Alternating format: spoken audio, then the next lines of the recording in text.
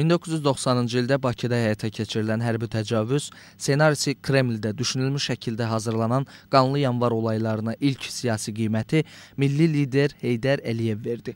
Özü də bu zamanında qədərincə cəsarət və qətiyyət tələb edən addım idi.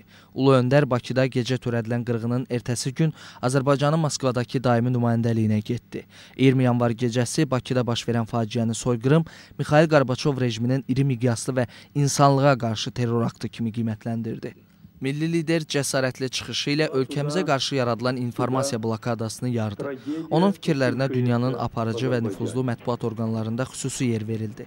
Elə həmin ilin iyulunda Moskvadan Bakıya, 2 gün sonra isə Naxçıvana gedən Ulu öndər Heydər Əliyevin təşəbbüsü ilə noyabrın 21-də Naxçıvan Muxtar Respublikası Ali Məclisində 1990-cı ilin yanvarında Bakıda baş verən hadisələrə siyasi qiymət verilməsi haqqında qərar qəbul edildi. İlk dəfə olaraq Qarbaçov klanı rəsmi şəkildə cinayətkar adlandırıldı.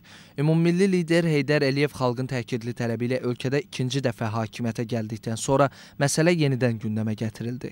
Dahi rəhbərin təşəbbüsü ilə 1994-cü ilin martın 29-unda Milli Məclisin iclasında qəbul edilən qərarla 20 yanvar hadisəsinə ilk dəfə hüquqi siyasi qiymət verildi.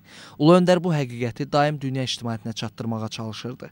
Azadlığımız uğrunda canlarından keçən şəhidlərin xatirəsinə ucaldılan əbədi məhşəl kompleksi Heydər Əliyevin təşəbbüsü ilə ərsəyə gəldi. Bizim şəhidlərimizin xatirəsinə ən böyük abidə Azərbaycanın istiqlaliyyətidir. Müstəqil Azərbaycandır.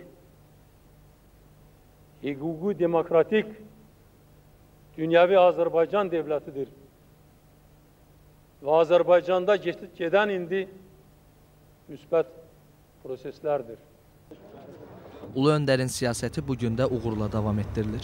20 yanvar şəhidlərinin ailələrinə dövlət qayğısı artırılır.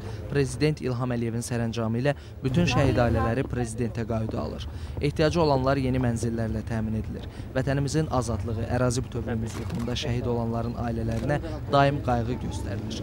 Prezident İlham Əliyevin tapşırığı ilə Şəhidlər Xiyabanı kompleksi Azərbaycançılıq fəlsəfəsi əsasında yenidən qurulub. Bu müqəddəs məkan ziyarətgaha, xalqımızın səcdə etdiyi yerə çevrilib. Çünki burada uyuyanlar milli lider Heydər Əliyevin təbirincə desək, xalq qəhrəmanları, millətimizin qəhrəmanlarıdır. Akşin Kamal, Lider TV.